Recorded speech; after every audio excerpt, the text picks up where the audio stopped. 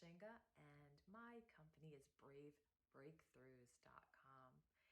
I am passionate about relationships and love and showing up as our best self.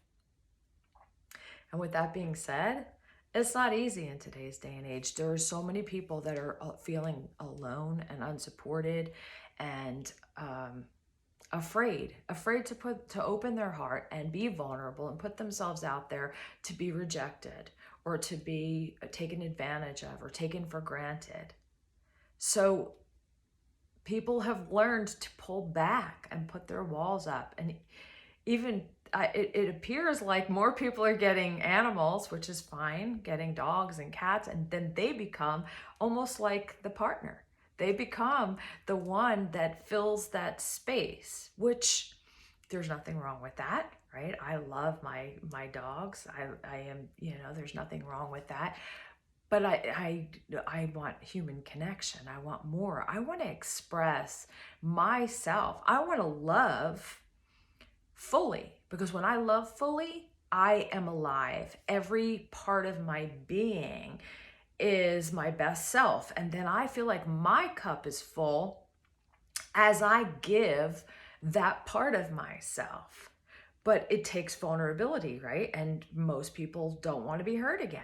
Like, they've already done that. They've been there, they've done that, they've bought the t-shirt, they're not doing it again. Unless they have some kind of an insurance policy saying that, hey, look, this isn't going to happen again, or that, this, I need more of this, right? So we have all these conditions on love, which is making mating or finding a date almost impossible, right? Because even if you go on the dating websites, there's rules. There's well, if you believe in this, or if you didn't do that, or if you need to do that, it's really hard. And then even if none of those things are said, if you go on a date, it just feels, to me, what I've noticed is people are showing up with their interview and we start interviewing each other, or we start talking about what we didn't like about our past, or we start talking about the dates that we've had that failed. And it's so, the energy for me is just not an energy that feels playful and flirty and lighthearted and inquisitive. It doesn't feel that way. It feels like work. It feels like a job interview, and like I need to prove something. And the truth is that the things that we say in this interview are not really how we're going to show up when we're triggered, right? So it's all just, I don't know. It was, to me, it's just not getting where I wanted to go. So I have been working with couples and relationships and clients, for a very long time. I am an intuitive guide. I have a online program where I really get you deeper into showing up as your best self, being purposeful, healing the parts of yourself that allow you to know that you're safe and that you can build trust within your own core being, so that when you are in a relationship, nobody can take anything from you, right? So that's one part of it. But most recently, I've really been working and digging and going deeper within myself, and in my, through working with clients, but also in my own relationship, to allow myself to show up differently. And instead of trying to problem solve, because of course, if we're in a relationship, there's things are going to come up. Every relationship, that's the case, because it's where we can learn the most about who we are, right? And the deeper someone is within you, the more triggers you can have. What I've learned is that we don't have to compromise. We can flip every piece of it on its side, because I believe 99.9% of all discord is miscommunication, right? So, and I also believe that we all innately want the same exact thing. At the end of the day, Every man, woman, child wants to be loved. They want to be nurtured. They want to feel like appreciated and accepted and valued, and know that they're safe. And so if we can remember that, we can actually reverse engineer a problem. Like if we do trip on a problem, if we do trip on feelings, which we're all going to do, then it's get the needs met first. Instead of, okay, how am I going to fix the problem? And then we can get the intimacy. It's building the foundation of intimacy so that intimacy makes the problem kind of disappear. And it's not that it disappears. It's not that we put it under a rug. It's not that we don't look at it and we don't learn from it, but we learn from it from a different energy. So again, can't solve a problem in the energy it was created, no matter what. If we are in the problem mindset, we can't solve the problem there. We have to shift the energy. So if we look at energy and we imagine that the problem is at like a energy level of 5 on the scale of energy vibration, and we're feeling helpless or hopeless or frustrated or angry or confused or whatever, then we're at about a 2. And then we're underneath that problem. So then we start racking our brains, but underneath, if we're here, it's a big problem, right? So we start going here, which our answers are not here.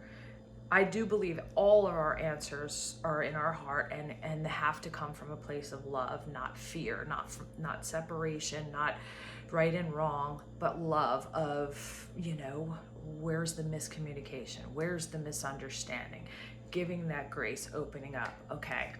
And then, but if we fill our cup first, if we're at the 2, and instead of trying to figure out the problem, we instead get our energy vibration up here, then where's the problem, right? Then there's no problem. There is no thing. We just walked right over it.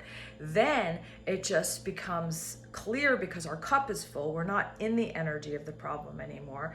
And so we're backed up enough. That's why people that are in our lives can see so clearly things that we can't see because we're too close to the problem. But if you look at it energetically, we're actually underneath the problem. So it's like smothering. It's heavy. So this is flipping everything on its side, but I have got to tell you, I am having so much fun in my relationships. My love relationship gets better and better and better. And again, the more good you have, the more challenges you have, because there's more that you can lose. So the better a relationship starts off, a lot of times what can happen is it explodes because we get so attached, right? And we feel so good about it that the trigger can be just as painful, that level of passion. So it's understanding how can we navigate that so that no matter what our partner does, we can show up, we can fill our cup. From a place of wholeness, we can attract exactly where we are. So that's how energy works. And that is what I'm passionate about teaching. And it's not work, although you will be doing work on yourself, right? It's very simple, but it's fun because your needs are getting met right away.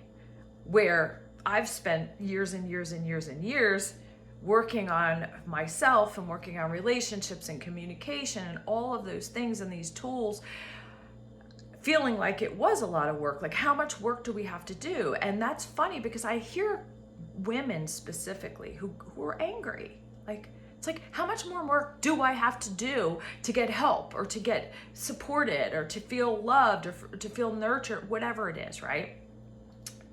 Typically, women that I've experienced are a little more frustrated about it. And what I've explained to a group of women recently is when, I told them about my relationship and where I'm working and how I'm working, they made it appear like the man that I am with is this alien being who he's the only one like this. And they were joking about that. And the truth is, I had to say, I work with men all the time.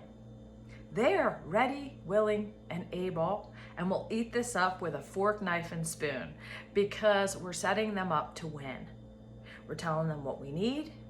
Specifically, we're giving them lots of positive reinforcement. We're giving them the intimacy that they ultimately want just as much as we do. They don't even realize it. They don't know who's been taught this. So this is the cool thing, is that the men are like, yes. And they're wanting the same thing that we want, women want. Actually, they just don't know how to express it the same. And we don't either. I mean, the truth is, females don't either.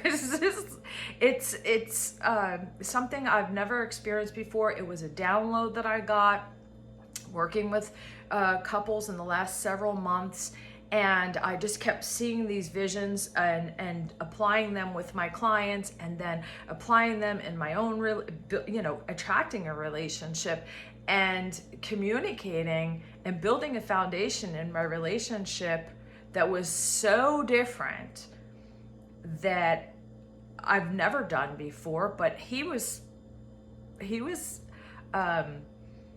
intrigued by what I was explaining in the vision.